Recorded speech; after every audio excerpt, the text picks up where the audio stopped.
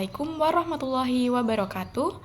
Izin memperkenalkan diri, nama saya Tantri Effendi dengan NPM 233110051 dari kelas 4C. Di sini saya membuat video dalam rangka pemenuhan tugas formulasi dan teknologi sediaan steril. Steril adalah bentuk sediaan obat dalam bentuk terbagi-bagi yang bebas dari mikroorganisme hidup, termasuk seperti obat suntik atau obat parenteral, preparat mata atau obat tetes mata, dan juga infus. Penggunaan obat steril tersebut tidak melalui garis pertahanan tubuh manusia seperti membran mukosa dan juga kulit. Maka sediaan tersebut harus dibuat secara steril agar terbebas dari kontaminasi dan mikroorganisme. Secara garis besar, proses pembuatan produk steril dibagi menjadi dua kategori. Yang pertama yaitu produk disterilkan di dalam wadah akhir atau post-sterilization, dan yang kedua produk diproses secara aseptis pada sebagian tahapan maupun seluruh tahapan produksi. Pada proses pembuatan obat-obat steril terdapat sumber-sumber kontaminasi, diantaranya udara atau lingkungan, personel, dan juga mesin ataupun peralatan. Yang pertama, udara ataupun lingkungan merupakan sumber utama kontaminasi. Oleh karena itu, terdapat syarat khusus ruangan yang diatur dalam CPOB. Yang kedua yaitu personel atau manusia, karena di dalam manusia terdapat banyak bakteri yang menempel seperti di kulit, mata, hidung, dan juga rambut. Yang ketiga yaitu mesin atau peralatan. Mesin yang terlihat bersih belum tentu terbebas dari bakteri. Pada pembuatan produk steril dibedakan menjadi 4 kelas kebersihan, yaitu zona A, B, C, dan D.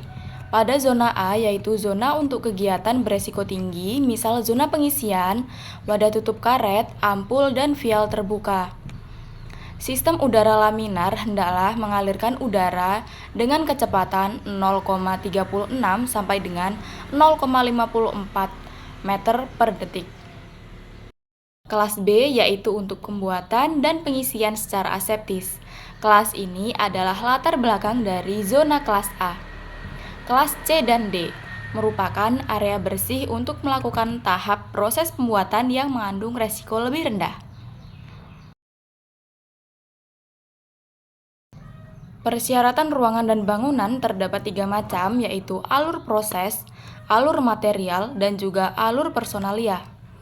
Yang pertama, alur proses, yaitu kelengkapan sarana penunjang sesuai dengan kebutuhan. Yang kedua, alur material, yaitu mengikuti proses produksi dan tidak boleh terjadi persimpangan dengan alur personalia.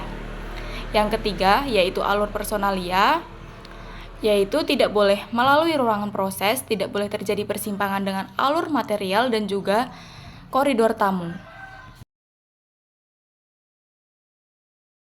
Selanjutnya terdapat prinsip desain.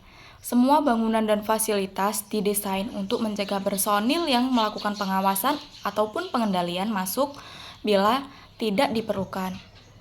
Area kelas A ataupun area kelas B hendaklah didesain sehingga semua kegiatan dapat diamati dari luar ruangan.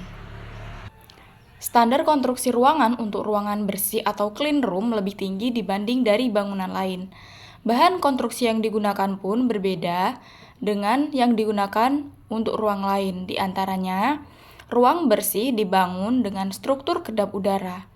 Dan juga permukaan ruang bagian dalam harus licin, mudah dibersihkan, dan juga mudah disanitasi.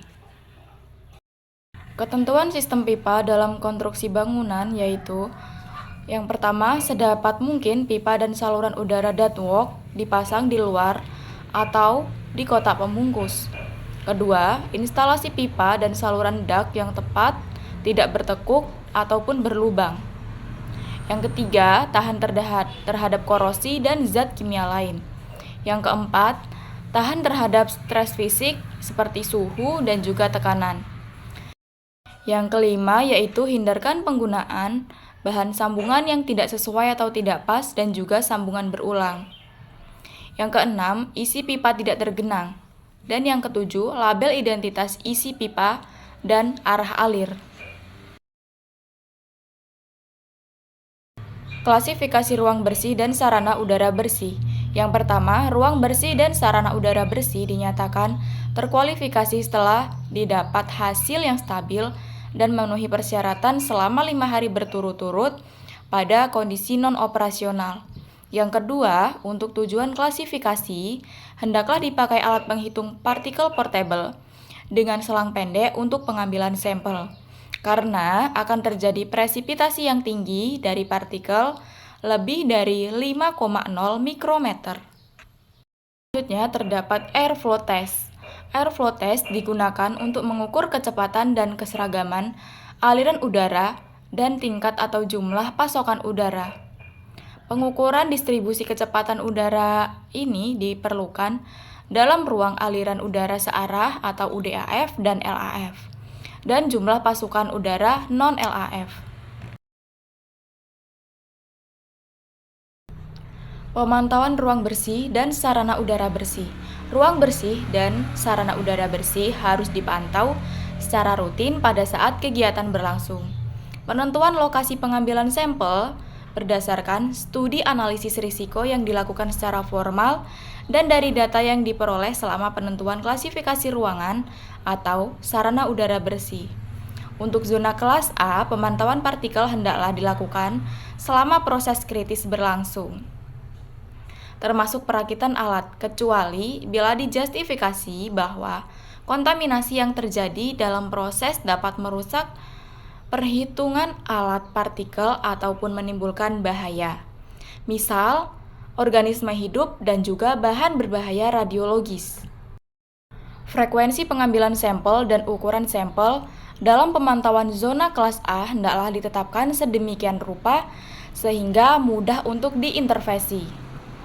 Kejadian yang bersifat sementara dan kegagalan sistem apapun dapat terdeteksi dan memicu alarm bila batas waspada terlampaui.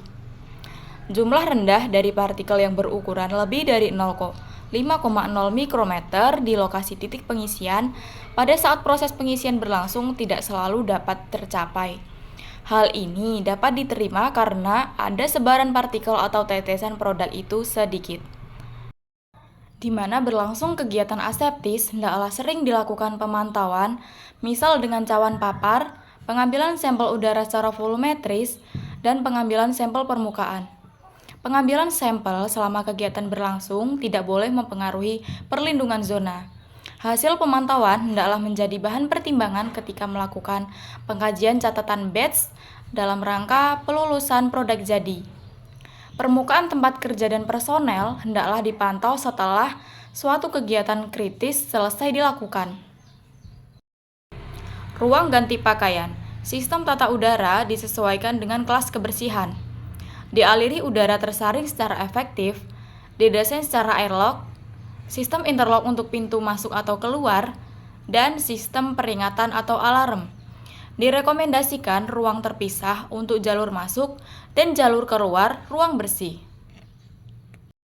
Selanjutnya yaitu personil. Hanya personil dalam jumlah terbatas yang diperlukan boleh berada di area bersih. Hal ini penting khususnya pada proses aseptik. Inspeksi dan pengawasan dilakukan sedapat mungkin dari luar area bersih. Personil yang bekerja di area bersih dan steril dipilih secara seksama agar mereka dapat bekerja dan tidak mengidap suatu penyakit ataupun kondisi kesehatan lain yang menyebabkan kontaminasi produk mikrobiologis yang terdapat pada produk nantinya. Standar hygiene perorangan dan kebersihan yang tinggi adalah esensial. Personil yang terlibat dalam proses pembuatan produk steril diinstruksikan untuk melaporkan semua kondisi kesehatan yang dapat menyebabkan cemaran.